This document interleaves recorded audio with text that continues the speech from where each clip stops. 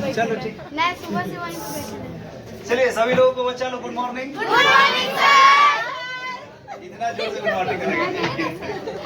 चलो हाँ, दिल खुश हो जाता है। गुड मॉर्निंग सुन के तो बहुत दिल खुश हो जाता है। चलो देखो सब लोग बोर्ड पे देखिएगा, बोलो ध्यान दीजिए, इधर देखो। देखिए आज हम लोग पढ़ रहे हैं गेमेटोजेनेसिस। गेमेटोजेनेसिस को हिंदी में क्या बोलते हैं? युग्मक। युग्मक जनन बोलते हैं, ठीक है ना।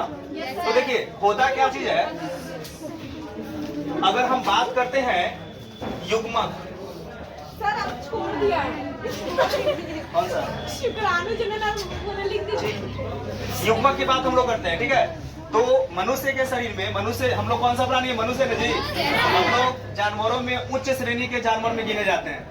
उच्च श्रेणी के जानवरों में इसलिए गिने जाते हैं क्योंकि हम लोगों के पास सोचने समझने की क्षमता होती है। कोई भी काम को करने से पहले जो है ना बहुत बार सोचते हैं, तब जाके उस काम को करते हैं। इसीलिए हम लोग जो है ना उच्च श्रेणी में आते हैं। जानवरों की किस श्रेणी में? उच्च श्रेणी में आते हैं। तो बात करते हैं मनुष्य में। मनुष्य में युग्मक जो होते हैं ना बाबू, ये युग्मक जो होते हैं दो प्रकार के होते हैं। एक को हम लोग क्या बोलते हैं? शुक्राणु, और दूसरे को हम लोग क्या बोलते हैं?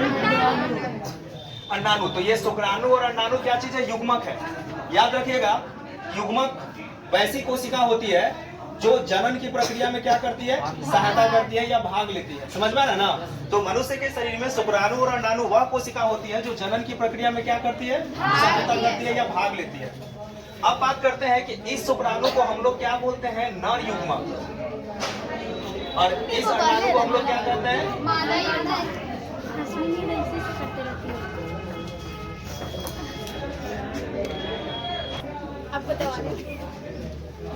चलिए देखिए, तो युग्मक दो प्रकार के होते हैं, जल्दी समझिएगा। नर युग्मक और मादा युग्मक। नर युग्मक शुक्राणु को बोलेंगे, मादा युग्मक अंडाणु को बोलते हैं। यहाँ तक ठीक है जी। अब बात करते हैं कि ये जो है शुक्राणु के बनने की प्रक्रिया, या कह सकते हैं कि युग्मक के निर्माण की प्रक्रिया, युग्मक के निर्माण की प्रक्रिया ही क्या कहलाती है? युग्मक जनन कहलाती है। इसको हम लोग क्या बोलते हैं? युग्मक जनन। एक चीज याद रखिएगा, नर युग्मक का निर्माण कहाँ पे होता है? तो पुरुष के वृषण पे होता है, और मादा युग्मक का निर्माण कहाँ पे होता है? अंडाशय में होता है। ये समझ में आ रहा है ना।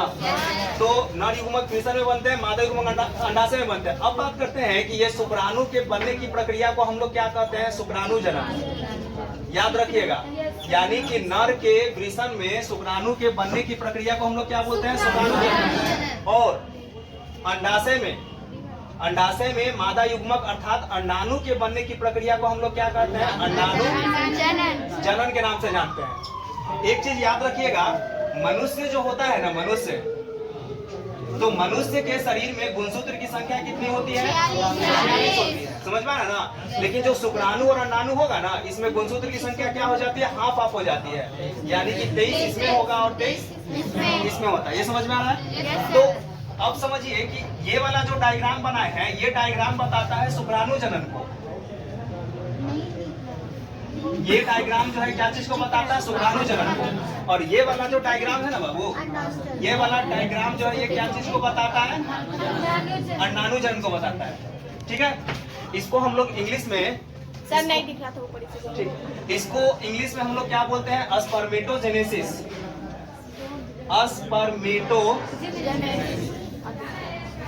स्पर्मेटोजेनेसिस के नाम से जानते हैं। और इसको हम लोग किस नाम से जानते हैं? oogenesis। इसको हम लोग oogenesis के नाम से जानते हैं। बोर्ड का तो ध्यान दो। तो शुक्राणु के बनने की प्रक्रिया शुक्राणु जनन या स्पर्मेटोजेनेसिस, और अंडाणु के बनने की प्रक्रिया अंडाणु जनन, या क्या बोलते हैं इसको? हम लोग oogenesis बोलते हैं। तो ये प्रक्रिया जो होती है ना बउआ, ये प्रक्रिया किसमें होती है? स्त्री में होती है, फीमेल में। और ये वाला जो प्रक्रिया होता है ये किसमें होता है? मेल में होता है। समझ में आ रहा है ना। चलिए समझिए। अब ध्यान देने वाली बात यह है कि शुक्राणु जनन की प्रक्रिया में जो सबसे पहली कोशिका भाग लेती है, उस कोशिका को हम लोग क्या बोलते हैं? प्रीमोर्डियल जर्म सेल इसको बोलते हैं। प्रीमोर्डियल सेल के नाम से जानते हैं। इसको हम लोग हिंदी में किस नाम से जानते हैं? आदि बीज कोशिका के नाम से इसको हम लोग जानते हैं। ये आदि बीज कोशिका कहलाती है। प्रीमोर्डियल सेल को हम लोग आदि बीज कोशिका बोलते हैं। ये आदि बीज कोशिका जो है सबसे पहले कौन से फेज में पहुंचती है, तो उसको हम लोग बोलते हैं मल्टीप्लीकेशन फेज, गुणन अवस्था। एक चीज याद रखिएगा, गेमेटोजेनेसिस की जो प्रक्रिया होती है ना, ये गेमेटोजेनेसिस की जो प्रक्रिया होती है, इसके 3 फेज होते हैं। ये 3 फेज में होती है, ये 3 फेजेस में होते हैं। सबसे पहला जो फेज है उसको हम लोग बोलते हैं मल्टीप्लीकेशन फेज। इसको हिंदी में हम लोग क्या बोलते हैं, घूर्णन अवस्था। समझ में आ रहा है ना। दूसरा जो होता है ना बउआ, इसको हम लोग बोलते हैं ग्रोथ फेज। ग्रोथ फेज के नाम से इसको हम लोग जानते हैं। इसको हम लोग बोलते हैं वृद्धि अवस्था। समझ में आ रहा है ना बउआ। और तीसरा जो होता है ना, ये जो कहलाता है, ये कहलाता है मैचुरेशन फेज। इसको हम लोग बोलते हैं परिपक्वता अवस्था। परिपक्वता अवस्था के नाम से इसको हम लोग जानते हैं। ठीक है, फेज लिखेंगे यहाँ पे। तो ये जो है गेमेटोजेनेसिस की जो प्रक्रिया होती है, ये 3 अवस्था में होती है। मल्टीप्लिकेशन यानी कि गुणन अवस्था, दूसरा वृद्धि अवस्था, और तीसरा कौन सा अवस्था है, परिपक्वता अवस्था। तो सबसे पहले जो आदि बीज कोशिका होती है वो कौन सी अवस्था में प्रवेश करती है, गुणन अवस्था में प्रवेश करती है, मल्टीप्लिकेशन फेज में प्रवेश करती है। और मल्टीप्लिकेशन फेज में प्रवेश करने के बाद ये जल्दी जल्दी डिवाइड हो जाती है, और डिवाइड होकर कौन सी कोशिका बनाती है, तो उसको हम लोग बोलते हैं स्पर्मेटोगोनियम सेल बोलते हैं। इसको हम लोग स्पर्मेटोगोनियम सेल बोलते हैं। इस स्पर्मेटोगोनियम सेल को हिंदी में हम लोग क्या बोलते हैं, शुक्राणु कोशिका जन के नाम से इसको हम लोग जानते हैं। ये समझ में आ रहा है ना। स्पर्मेटोगोनियम सेल को क्या बोलेंगे, शुक्राणु कोशिका जन। इस शुक्राणु कोशिका जन में गुणसूत्र की संख्या कितनी होती है, 2 होती है। मनुष्य के शरीर में जो गुणसूत्र का पैटर्न होता है वो 44 प्लस XY होता है, अर्थात 2 गुणित है। तो इसमें भी क्या होगा, 44 प्लस XY ही होगा, 44 प्लस X और Y।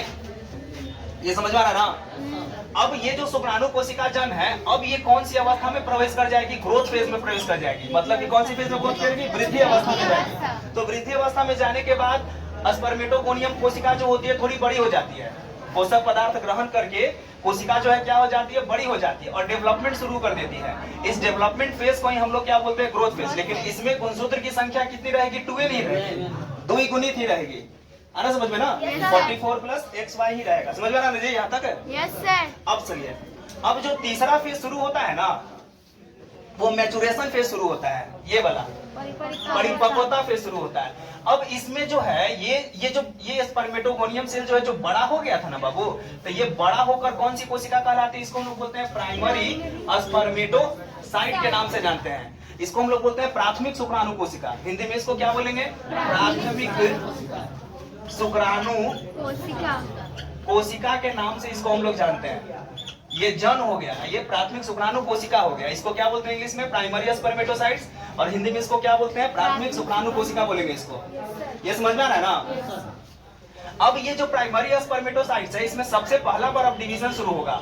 कौन सा डिवीजन शुरू होगा, मियोसिस, अर्धसूत्री विभाजन। यहाँ तक जो डिवीजन चल रहा था ना, यहाँ तक जो डिवीजन चल रहा था वो कौन सा डिवीजन चल रहा था, समसूत्री विभाजन चल रहा था। समझ में आया ना। यहाँ पे जो चल रहा था वो था समसूत्री विभाजन, मतलब कि गुणसूत्र समान समान बट रहे थे। जैसे इसमें अगर 2n था तो सब में कितना था, 2n था। लेकिन अब प्राइमरी स्पर्मेटोसाइट्स में तो 2 गुणित गुणसूत्र है। अब सबसे पहला जब अर्धसूत्री डिवीजन शुरू होगा ना, मियोसिस, तो उसमें गुणसूत्र यहाँ 2n है, तो अब क्या हो जाएगा, n और n हो जाएगा, हाफ हाफ गुणसूत्र हो जाएगा। मतलब कि अगर इसके पास 44 प्लस XY है तो इसमें कितना चल जाएगा, 22 प्लस X, और इसमें क्या आ जाएगा, 22 प्लस Y। यहाँ तक समझ में आ रहा है जी। गुणसूत्र बढ़ गया ना। अब जब गुणसूत्र बढ़ गया तो 2 कोशिका का निर्माण करता है। इन 2 कोशिका को क्या बोलते हैं, सेकेंडरी स्पर्मेटोसाइट्स बोलते हैं। इसको क्या बोलेंगे, द्वितीयक शुक्राणु कोशिका बोलेंगे। इंग्लिश में क्या बोलते हैं, सेकेंडरी स्पर्मेटोसाइट्स। समझ में आ रहा है ना। हिंदी में क्या बोलेंगे, द्वितीयक शुक्राणु कोशिका। ये समझ में आ रहा है ना। इस द्वितीयक शुक्राणु कोशिका, ये समझ में आ गया ना, ये द्वितीयक शुक्राणु कोशिका हो गया। सर अब दोनों में X लिखे, एक में Y होगा ना। कहाँ पे, X Y, उसमें Y होगा ना। यहाँ पे नीचे ये जो 4 बना है तो 2 में X नहीं, ये X नहीं लिखे, ये N है, ये समझाएंगे। N का मतलब होता है हैप्लॉइड कंडीशन है वो, 2N का मतलब डिप्लॉइड कंडीशन, N का मतलब क्या हो गया, हैप्लॉइड कंडीशन हो गया। तो ये जो सेल कहलाया, ये जो कोशिका कहलाया, इसको क्या बोलेंगे? द्वितीयक शुक्राणु कोशिका, या इसको क्या बोलेंगे? Secondary spermatocytes. अब ये सेकेंडरी स्पर्मेटोसाइट्स में फिर डिवीजन शुरू होता है, और कौन सा डिवीजन शुरू होता है? सेकंड मियोसिस डिवीजन होता है। पहला वाला हुआ था यहाँ पे प्राइमरी स्पर्मेटोसाइट्स में, दूसरा वाला सेकेंडरी स्पर्मेटोसाइट्स में होगा। जब दूसरा वाला सेकेंडरी स्पर्मेटोसाइट्स में होता है ना मियोसिस डिवीजन, तो इस समय गुणसूत्र आधा आधा नहीं होता है, गुणसूत्र समान ही रह जाते हैं। जैसे इसमें 22 प्लस x है ना, तो इसमें भी कितना चल जाएगा? 22 प्लस x, और इसमें कितना चल जाएगा? 22 प्लस x, और इसमें कितना आ जाएगा? 22 प्लस y, और इसमें आ जाएगा 22 प्लस y। तो अब ये कोशिका जो है ना, ये क्या कहलाएगी? स्पर्मेटिड्स कहलाएगी। अरे समझ में? इसको क्या बोलेंगे? स्पर्मेटिड्स बोलेंगे इसको। अरे समझ में? तो ध्यान देना इसमें कि सेकेंड मियोसिस डिवीजन जो होता है ना, ये किसके जैसा होता है? समसूत्री विभाजन के जैसा होता है। कहलाता अर्धसूत्री है, लेकिन होता किसके जैसा है? समसूत्री के जैसा होता है। इसलिए गुणसूत्र जो है समान समान बढ़ते हैं। अरे समझ में ना? अब ये स्पर्मेटिड्स ही क्या कहलाता है? स्पर्मेटोजोआ आगे चल के कहलाएगा। यानी कि कह सकते हैं कि अब इस स्पर्मेटिड्स में क्या होगा? चेंजिंग होता है। इसको इनकी शुक्राणु में धीरे धीरे क्या होता है? चेंजिंग होने लगता है, और चेंजिंग होकर ये शुक्राणु जो है ना रॉकेट की तरह हो जाता है। समझ में आ रहा है ना? इसके 3 भाग होते हैं, आगे बताएंगे। तो एक बार जब पुरुष में प्रीमोर्डियल सेल जो है डिवाइड करना शुरू करता है, समझ में आ रहा है ना, तो 4 स्पर्मेटोगोनियम सेल बनाता है, और ये चारों स्पर्मेटोगोनियम सेल जो है ना कितने शुक्राणुओं को बनाती है?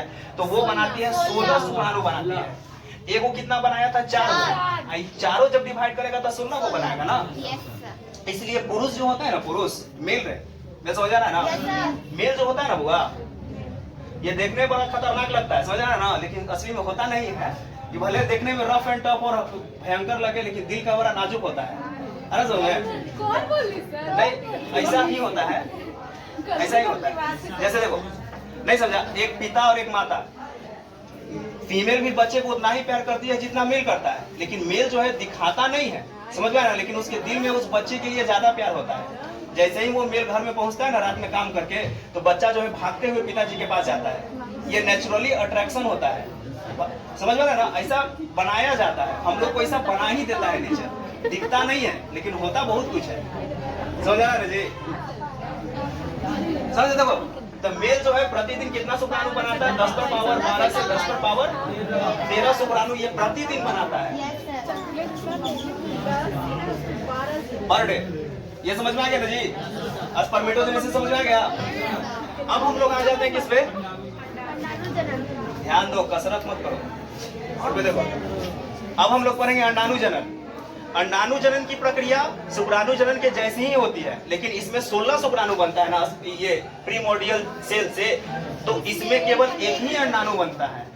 देखो कैसे होता है, यहाँ पे समझो। सबसे पहले अंडाणुजनन की प्रक्रिया की शुरुआत जो है वो किस में हो जाती है? शरीर के किस अंग में होती है? तो उसका नाम क्या है? अंडाशय। अंडाशय में अंडाणुजनन की प्रक्रिया होती है, और पुरुष के वृषण में कौन सी प्रक्रिया होती है? शुक्राणुजनन। और शुक्राणुजनन और अंडाणुजनन को एक साथ हम लोग क्या कहते हैं? युग्मक जनन कहते हैं। है समझ में? युग्मक जनन कहते हैं। अब समझिए, अंडाणुजनन को इंग्लिश में हम लोग क्या बोलेंगे? oogenesis बोलते हैं। इस oogenesis प्रक्रिया की शुरुआत जो है वो कौन सी कोशिका से होती है? प्रीमोर्डियल सेल से होती है। प्रीमोर्डियल सेल को हिंदी में हम लोग क्या बोलते हैं जी? आदि बीज कोशिका। आदि बीज कोशिका। कोशिका, आदि बीज कोशिका के नाम से जानते हैं। इस आदि बीज कोशिका में गुणसूत्र कितने होते हैं? 2n होते हैं, डिप्लॉयड कंडीशन में होते हैं। मतलब कि अगर ये प्रीमोर्डियल है तो इसमें गुणसूत्र जो होगा कितना, कैसे होगा, कैसे पैटर्न में होगा? 44 प्लस x और y कहाँ से हो जाएगा? लड़की है तो डबल x, लड़का है तो xy। तो 2n है, 44 प्लस x है। तो अब ये प्रीमोर्डियल सेल जो है कौन से फेज में प्रवेश करेगी? मल्टीप्लिकेशन फेज में प्रवेश करेगी, गुणन अवस्था में। तो गुणन अवस्था में प्रवेश जब करती है ना, तो ये कोशिका 2 कोशिका में बढ़ जाती है, लेकिन दोनों में गुणसूत्र कितना होगा? 2n और 2n होगा, मतलब 44 प्लस x होगा। अब ये फिर डिवाइड करती है, और डिवाइड करने के बाद जो सेल बनाती है उस सेल को हम लोग क्या बोलते हैं? Oogonium cell. ओगोनियम सेल, इसको हम लोग क्या लिखवाए थे? डिम्ब कोशिका लिखवाए थे ना। इसको हम लोग ओगोनियम सेल को लिखवाए थे डिम्ब कोशिका जन। हिंदी में इसको क्या बोलेंगे? डिम्ब कोशिका जन। अब ये समझो कि ये डिम्ब कोशिका जन जो है अब क्या हो जाएगी? इसमें से कोई एक कोशिका जो है बड़ी हो जाती है, समझ में ना, कोई एक कोशिका पोषण प्राप्त करके क्या हो जाती है, बड़ी हो जाती है। तो बड़ी हो जाती है तो इस अवस्था को हम लोग क्या बोलते हैं, ग्रोथ फेज बोलते हैं। कौन सा फेज हो गया, वृद्धि अवस्था। और इसमें गुणसूत्र की संख्या सेम ही रहेगी, 44 प्लस x और x ही रहेगा। अब ये कोशिका जो बड़ी हो गई थी, अब ये कोशिका क्या कहलाती है, प्राइमरी oocyte कहलाती है। प्राइमरी oocyte कहलाती है। इसको हिंदी में क्या बोलते हैं, प्राथमिक अंड कोशिका। इसको हिंदी में हम लोग क्या बोलते हैं, प्राथमिक अंड। अरे कोशिका बोलेंगे, जन तो ऊपर था। प्राथमिक अंड कोशिका, ये प्राथमिक अंड कोशिका बड़ी हो गई है ना, और इसमें गुणसूत्र कितना है, 2n। याद रखना, इसमें ऑब्जेक्टिव में आएगा। प्राथमिक अंड कोशिका में गुणसूत्र कितना होता है, 2n। अब ये जो है, अब जो है ये कौन से फेज में पहुंचेगी, मैचुरेशन फेज में पहुंचेगी। मैचुरेशन फेज में प्रवेश करती है तो अब इसमें सबसे पहला जो डिवीजन शुरू होता है वो फर्स्ट मियोसिस डिवीजन होता है, प्रथम अर्धसूत्री विभाजन होता है। तो प्रथम अर्धसूत्री विभाजन होता है तो ये दो कोशिका बनाती है, एक ये वाली कोशिका होती है और एक ये कोशिका होती है। ये कोशिका जो होती है थोड़ी छोटी होती है और ये कोशिका थोड़ी क्या होती है, इसमें कोशिका द्रव्य की मात्रा जो है कम होती है, लेकिन इसमें केंद्रक के समान ही, केंद्रक का जितना बड़ा साइज होता है उसके समान ही इसमें कोशिका द्रव्य भी होते हैं। यानी कि N और C का अनुपात जो है वो बराबर होता है। अरे समझ में ना, N का मतलब न्यूक्लियस, C का मतलब साइटोप्लाज्म, दोनों का अनुपात बराबर होता है। लेकिन इसमें C का अनुपात कम होता है, N का अनुपात क्या होता है, ज्यादा होता है। इसलिए ये कोशिका आगे चल के डिवाइड तो करती है लेकिन इसकी कोई उपयोगिता शरीर में नहीं होती है। ये कोशिका डेवलप होती है तो इस कोशिका को हम लोग क्या बोलते हैं, सेकेंडरी oocyte। वो क्या चीज था, प्राथमिक oocyte, प्राइमरी oocyte। और ये क्या चीज है, सेकेंडरी oocyte। हिंदी में इसको क्या बोलेंगे, द्वितीयक अंड कोशिका इसको बोलेंगे। इसको क्या बोलते हैं लोग, द्वितीयक अंड कोशिका। इसको नहीं, इसको लिख रहे हैं, ये समझ में आया ना। ये कोशिका क्या कहलाई, द्वितीयक अंड कोशिका। अब ये द्वितीयक अंड कोशिका में फिर से एक बार और डिवीजन होगा, अरे समझ में। और ये कौन सा डिवीजन होगा, सेकेंड मियोसिस डिवीजन होगा, अरे समझ में। दूसरा अर्धसूत्री विभाजन शुरू होगा और जब दूसरा अर्धसूत्री विभाजन होता है ना तो ये दो कोशिका में बढ़ जाती है। एक कोशिका जो है आगे चल के ओवम बनाती है जिसको हम लोग बोलते हैं अंडाणु। इसको क्या बोलते हैं, अंडाणु। तो इस अंडाणु में गुणसूत्र जो होते हैं ना, अब देखो ध्यान दो, यहाँ 44 प्लस x था, ये जब n और n में बटेगा तो क्या हो जाएगा, 22 प्लस x हो गया इसमें। तो इस तरह से इसमें भी कितना आ जाएगा, 22 प्लस x। और तो इस तरह से अंडाणु में कितना चला जाएगा, 22 प्लस x। तो अंडाणु में गुणसूत्र जो है 22 प्लस x होते हैं। तो एक महिला जो है प्रति महीने कितना अंडाणु बनाती है, एक अंडाणु बनाती है, समझ में आ रहा है ना। लेकिन पुरुष जो है एक बार में प्रतिदिन जो है करीब 10 पर पावर 12 से 10 पर पावर 13 शुक्राणु बनाता है। तो शुक्राणु की संख्या जो है बहुत ज्यादा होती है एज रेस्पेक्ट टू ओवम, आया समझ में। लेकिन कोई एक शुक्राणु के पास ही काबिलियत होती है किसके अंदर घुसने की, इस अंडाणु के अंदर में घुसने की, ओवम के अंदर में घुसने। क्योंकि ओवम जो होता है ना भैया, जैसे मान लो कि ये ओवम है तो ओवम के ऊपर में जो लेयर होता है ना, लेयर ओवम के ऊपर में, इस सबसे पहले लेयर को हम लोग क्या बोलते हैं, जोना पेलुसिडा। और दूसरा जो लेयर होता है ना इसका, इसको हम लोग क्या बोलते हैं बउआ, कोरोना रेडियाटा। इसको क्या बोलते हैं, यहाँ पे लिखना है कोरोना रेडियाटा के नाम से जानते हैं। तो एक मजबूत हट्टा कट्टा खतरनाक शुक्राणु जो होता है ना, वही जो है ना जैसे शुक्राणु बहुत सा इसको घेरे हुए रहेगा, आना समझ में ना। हाँ, अंडाणु को बहुत सा शुक्राणु घेरे हुए रहता है, ऐसे समझ आ रहा है ना जी, ऐसे घेरे। लेकिन वही शुक्राणु इसके अंदर में घुसेगा जिसके पास काबिलियत होती है, जो अपना एक्रोसोम पहले फाड़ देगा ना। और इसी तो सबसे पहले जोना पेलुसिडा को ये घुलाएगा, पहले कोरोना रेडियाटा को, फिर जोना पेलुसिडा को, और फिर ये शुक्राणु जो है अंदर में प्रवेश कर जाता है तो निषेचन की प्रक्रिया हो जाती है। जो सबसे पहले घुसेगा ना, अंदर जाएगा ना होगा, वही विजेता कहलाता है। अब बाकी जो रहता है ना वो सब क्या कहलाता है, लूजर। नहीं समझ आया, लूजर मतलब रेस जो होता है ना, रेस वो बचपन से शुरू हो जाता है। इसीलिए बच्चा जब जन्म लेता है ना तो रेस में लग जाता है। इसीलिए काबिल बनो। हम लोगों का वैल्यू तभी तक है जब तक हम लोग चल रहे हैं, रेस में हैं, समझ में आया ना। घड़ी देखा है, घड़ी जब तक वो टाइम बता रहा है, जब तक उसका वो जो है ना तीनों कांटा होगा, 1 सेकंड वाला, 1 मिनट वाला, 1 घंटा वाला, जब तक घूम रहा है तब तक इसका वैल्यू है। जैसे ही ये बंद हो जाएगा ना, इसको कहीं कोना में उठा के रख देते हैं। उसी तरह से हम लोग उसी तरह से अपने आप को चार्ज करो। हम लोग को भी चार्ज करना पड़ता है, समझा ना? तो ये समझ में आ गया सबको? समझ में आ गया ना? कोई क्वेश्चन नहीं ना इसमें? नहीं। चलो ठीक, आज रहने देते, इतना ही बच्चा लोग। स्पर्म की अनडेवलप कोशिका होती है, इसको स्पर्मेटिस नहीं बोलेंगे, स्पर्मेटिस लिखे। और इसमें बाद में ये बदल कर शुक्राणु बदल जाता है। ठीक है ना बच्चा लोग? और कोई क्वेश्चन नहीं है इसमें? एक बार फिर से शांति बनाओ सब लोग, मेरी बातों को ध्यान से सुनिएगा। अगर आप लोगों को मेरा वीडियो पसंद आता है तो प्लीज मेरे चैनल को लाइक कीजिएगा, और उसके बाद जो है घंटी वाला आइकन आता है, उस घंटी वाले आइकन को बेल आइकन है, घंटी वाले आइकन को दबाइएगा तो मेरा चैनल जो है सब्सक्राइब हो जाएगा। ठीक है ना? सब्सक्राइब इसलिए हो जाएगा, सब्सक्राइब करने के पीछे रीजन है कि अगला वीडियो जब बनाएंगे ना तो आपके पास जल्दी से पहुंच जाएगा। ऐसा